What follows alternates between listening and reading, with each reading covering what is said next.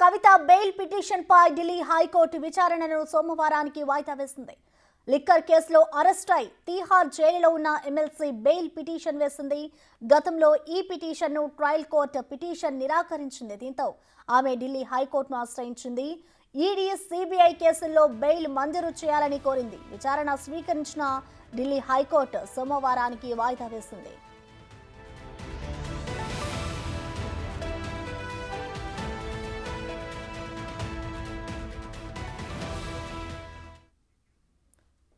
దీనిపై మరింత సమాచారం మా ప్రతినిధి శివ లైవ్ లో అందిస్తారు. శివ, చెప్పండి, లిక్కర్ కేసు ఆరోపణలు ఎదుర్కొంటున్న కవిత బెయిల్ పిటిషన్ పై అయితే హైకోర్టు వాయిదా వేసింది సోమవారానికి. అసలు కోర్టులో వాదనలు ఎలా జరిగాయి శివ?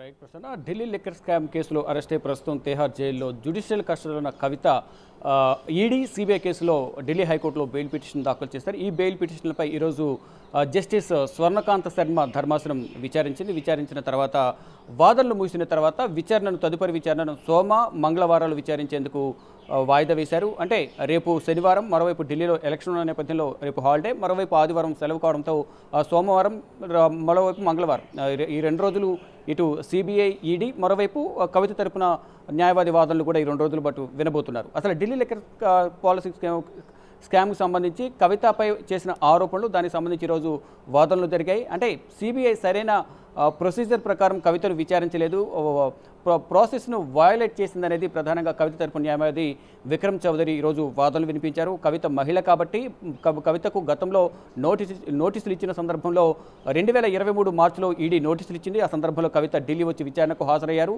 ఈడీ ఛార్జ్షీట్ దాఖలు చేసింది కాబట్టి కవితకు బెయిల్ మంజూరు చేయొచ్చంటూ కూడా కవిత తరపున న్యాయవాది విక్రమ్ చౌదరి తన వాదనలు వినిపించారు. మరోవైపు ఇటు సిబిఐ కేసులో కూడా ఒకవైపు ఈడీ కేసులో అరెస్ట్ అయి తిహార్ జైల్లో ఉన్నారు, కానీ ఒకవైపు కస్టడీలో ఉండగానే సిబిఐ అరెస్ట్ చేయడం ఎంతవరకు సమంజసమంటూ కూడా విక్రమ్ చౌదరి వాదనలు వినిపించారు.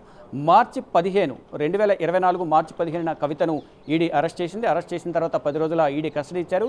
కస్టడీ తర్వాత మళ్ళీ జ్యుడిషియల్ కస్టడీ ఇచ్చారు. ఒకవైపు కస్టడీలో ఉండగానే తిహార్ జైల్లో ఉండగా 6వ తేదీన ఏప్రిల్ 5వ తేదీన కవితను విచారిస్తామంటూ అప్లికేషన్ పెట్టారు. రౌజని కోర్టు న్యాయమూర్తి కావేరి బవేజమెందు అనుమతి తీసుకుని 6వ తేదీన విచారించారు. విచారించిన తర్వాత 11వ తేదీన కవితను, అంటే రంజాన్ రోజు కవితను అరెస్ట్ చేశారు. ఆ రోజు కోర్టు సెలవు కావడంతో 12వ తేదీన రౌజని కోర్టులో న్యాయమూర్తి కావేరి బవేజమెందు సిబిఐ అధికారులు కవితను హాజరుపరిచి 3 రోజుల కస్టడీకి తీసుకున్నారు. కస్టడీ తీసుకున్న తర్వాత మళ్ళీ జ్యుడిషియల్ కస్టడీ విధించారు. ఇక మరోవైపు మధ్యంతర బెయిల్ పిటిషన్ దాఖలు చేశారు కవిత. మార్చిలో అరెస్ట్ అయిన తర్వాత మధ్యంతర బెయిల్, తన కుమారుడికి ఎగ్జామ్స్ ఉన్నాయి కాబట్టి 16వ తేదీ వరకు, ఏప్రిల్ 16వ తేదీ వరకు మధ్యంతర బెయిల్ మంజూరు చేయాలంటూ పిటిషన్ దాఖలు చేసిన నేపథ్యంలో 8వ తేదీనే కవిత బెయిల్ పిటిషన్ తిరస్కరించారు. దాని తర్వాత రెగ్యులర్ బెయిల్ పిటిషన్పై విచారణ చేపట్టాలని కోరిన నేపథ్యంలో ఇటు సిబిఐ అలాగే ఈడీ కేసులో కూడా ఏప్రిల్ 22వ తేదీన విచారించిన తర్వాత తీర్పును రిజర్వ్ చేశారు. 23వ తేదీన తీర్పు రిజర్వ్ చేసిన తర్వాత మే 6వ తేదీన 2 పిటిషన్లు, రెగ్యులర్ బెయిల్కి సంబంధించి 2 పిటిషన్లు కూడా మే 6వ తేదీన 2 పిటిషన్లు కొట్టేస్తారు. తర్వాత ఢిల్లీ హైకోర్టును ఆశ్రయించిన నేపథ్యంలో మొదట ఈడీ కేసులో ఢిల్లీ హైకోర్టులో కవిత తరపు న్యాయవాదులు బెయిల్ పిటిషన్ దాఖలు చేశారు. దాని తర్వాత అదే రోజు సిబిఐ కేసులో కూడా బెయిల్ పిటిషన్ దాఖలు చేశారు. దానిపై కౌంటర్ దాఖలు చేసేందుకు ఈడీకి సమయం ఇచ్చింది. తర్వాత సిబిఐ కూడా సమయం ఇచ్చిన నేపథ్యంలో గతంలో 2 సార్లు వాయిదా పడింది. ఇప్పుడు మళ్ళీ ఈరోజు విచారించిన సందర్భంలో ఈడీ కేసులు విచారణకు సహకరించారు, మరోవైపు సిబిఐ కేసులు కూడా విచారణకు సహకరిస్తున్నారు. కాబట్టి ఇప్పటికే ఈడీ ఛార్జ్షీట్ దాఖలు చేసింది. ఇక సిబిఐ కూడా ఏదైతే సిబిఐ కేసుకు సంబంధించి బెయిల్ పిటిషన్ సంబంధించి 27వ తేదీన కౌంటర్ పిటిషన్ దాఖలు చేస్తామంటూ కూడా సిబిఐ అధికారులు తెలిపారు. జూన్ 7వ తేదీన సిబిఐ కేసులో కవితపై ఏదైతే ఆరోపణలు వస్తున్నాయో ఇప్పటివరకు ఎటువంటి విచారణ చేస్తామో దానికి సంబంధించి 7వ తేదీన సప్లిమెంటరీ ఛార్జ్షీట్ దాఖలు చేస్తామంటూ కూడా న్యాయమూర్తి స్వర్ణకాంత శర్మ ముందు ఈడీ, సిబిఐ తరపు వాదనలు వినిపించారు. ఇటు సిబిఐ తరపున వాదనలు వినిపించిన నేపథ్యంలో 7వ తేదీన ఛార్జ్షీట్ దాఖలు చేస్తారు. 27వ తేదీన, అంటే జూన్ 7వ తేదీన సిబిఐ కేసుకు సంబంధించి సప్లిమెంటరీ ఛార్జ్షీట్, 27వ తేదీన మే 27వ తేదీన కౌంటర్ పిటిషన్ దాఖలు చేస్తారు.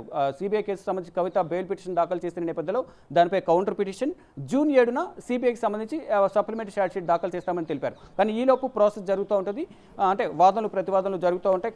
కవితకు బెయిల్ ఇవ్వాలా వద్దా అనేది ఢిల్లీ హైకోర్టు ధర్మాసనం నిర్ణయం తీసుకుంటుంది. ఇప్పటి వరకు కవితకు సంబంధించి వాదనలు ప్రతివాదనలు అనేవి single bench Delhi high court justice Swarnakanta Sharma ముందు వాదనలు కొనసాగాయి. తదుపరి వాదనలు అనేవి సోమ మంగళవారంలో వింటామంటూ కూడా తెలిపారు. మొత్తం కూడా ఇప్పుడు ఈ విచారణ అనేది సరైన పద్ధతిలో జరగలేదు.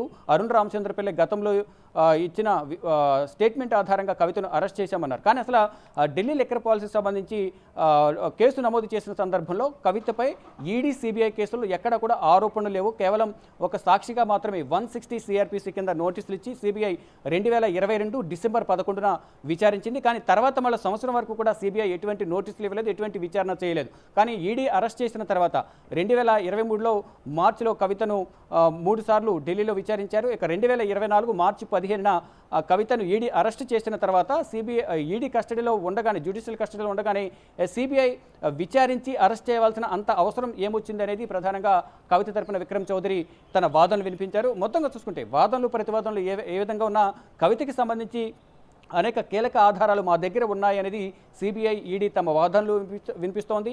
రిమాండ్ రిపోర్ట్లో అనేక అభియోగాలు నమోదు చేసింది. మరోవైపు రీసెంట్గా కవితపై దాఖలు చేసిన ఛార్జ్షీట్పై కూడా మే 10వ తేదీన కవితపై 6వ సప్లిమెంటరీ ఛార్జ్షీట్ను ఈడీ దాఖలు చేసింది. 8000 పేజీలతో దాన్ని బ్రీఫ్ చేసి 224 పేజీలతో కవితపై కీలక అభియోగాలు నమోదు చేసింది. కవిత ఢిల్లీ లిక్కర్ పాలసీలో డ్రాఫ్ట్ రూపకల్పనలు కానీ, మార్పులు చేర్పులకు సంబంధించి కానీ విజయనాథ్తో ఏ విధంగా మాట్లాడారు, దినేష్ అరోరా కానీ, ఢిల్లీ సీఎం అరవింద్ కేజ్రీవాల్, మనీష్ సిసోడియాతో జరిపిన వాట్సాప్ చాటింగ్ కానీ, వాట్సాప్ సంభాషణలు, ఫేస్ టైంలో మాట్లాడినవి, మరోవైపు ఇండోస్పిరిట్ అధినేత సమీర్ మహేంద్రకు సంబంధించి కంపెనీలు ఎంత మేర వాటా కొనుగోలు చేశారు, తన వ్యాపార లావాదేవీలకు సంబంధించి బినామీగా వ్యవహరించిన అరుణ్ రామచంద్ర పిల్లై ద్వారా 33% ఇటు సమీర్ మహేంద్రు ఇండోస్పిరిట్లో వాటా కొనుగోలు చేసి దాన్ని సౌత్ గ్రూప్లో జోన్లు కేటాయించేందుకు, ఆ జోన్లు కేటాయించిన దానికి ప్రతిఫలంగా ఒక్కొక్కరి నుంచి 5 కోట్లు ఇవ్వాలనేది ప్రధానంగా కవిత డిమాండ్ చేశారు.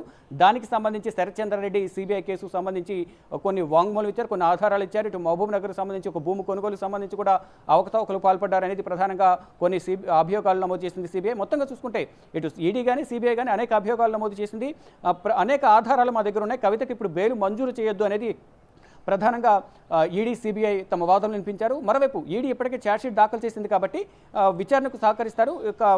విచారణకు సహకరించే విధంగా కూడా గతంలో విచారించారు కాబట్టి గతంలో కూడా అనేక సందర్భాల్లో కవిత వారికి నోటీసులకు స్పందించారు. ఈ నేపథ్యంలోనే కవితకు బెయిల్ మంజూరు చేయొచ్చు అంటూ కూడా ఈడీ కేసులో విక్రమ్ చౌదరి గతంలో వాదనలు వినిపించారు. ఇటు రితేష్ రాణా కూడా వాదనలు వినిపించారు. ఇక సిబిఐ కేసులకు సంబంధించి అంటే ఒక కేసులో బెయిల్ లభించినప్పటికీ, ఒకవేళ ఇప్పటికే సిబిఐ ఈడీ ఛార్జ్షీట్ దాఖలు చేసింది కాబట్టి దానిలో బెయిల్ లభించినప్పటికీ మరొక వైపు సిబిఐ కేసులో కూడా ఛార్జ్షీట్ దాఖలు చేయాల్సి ఉంటుంది. దాంట్లో కూడా ఛార్జ్షీట్ దాఖలు చేసిన తర్వాత దాంట్లో ఎటువంటి అభియోగాలు నమోదు చేశారు, ఎటువంటి ఆధారాలను ఇప్పటివరకు సేకరించారనేది కోర్టులో వాదనలు ప్రతివాదనలు జరిగిన తర్వాత కవితకు బెయిల్ ఇవ్వాలా వద్దా అనేది హైకోర్టులో నిర్ణయం తీసుకుంటారు. ఒకవేళ సోమ మంగళవారం జరిగే వాదనలో కవితకు ఎగనెస్ట్గా తీర్పు వస్తే మాత్రం, ఒకవేళ పిటిషన్ తిరస్కరిస్తే మాత్రం సుప్రీంకోర్టుకు వెళ్లాల్సి ఉంటుంది. ఒకవేళ సోమవారం ఫైనల్గా అక్కడ నిర్ణయం తీసుకుంటే సుప్రీంకోర్టుకు వెళ్ళాలంటే ఇప్పుడు వెకేషన్ హాలిడేస్ జరుగుతున్నాయి కాబట్టి అంటే జూలై వరకు సుప్రీంకోర్టు హాలిడేస్ ఉన్నాయి. అత్యవసర కేసులు మాత్రమే సుప్రీంకోర్టులో విచారిస్తారు. సోమవారం ఒకవేళ కవితకు ఎగనెస్ట్గా తీర్పు వస్తే సుప్రీంకోర్టుకు వెళ్లాల్సి ఉంటుంది. సుప్రీంకోర్టుకు వెళితే మాత్రం జూలై వరకు కవిత బెయిల్ పిటిషన్ సంబంధించి విచారణ కొనసాగే అవకాశం అయితే లేదు. ప్రసన్న. Thank you Shiva.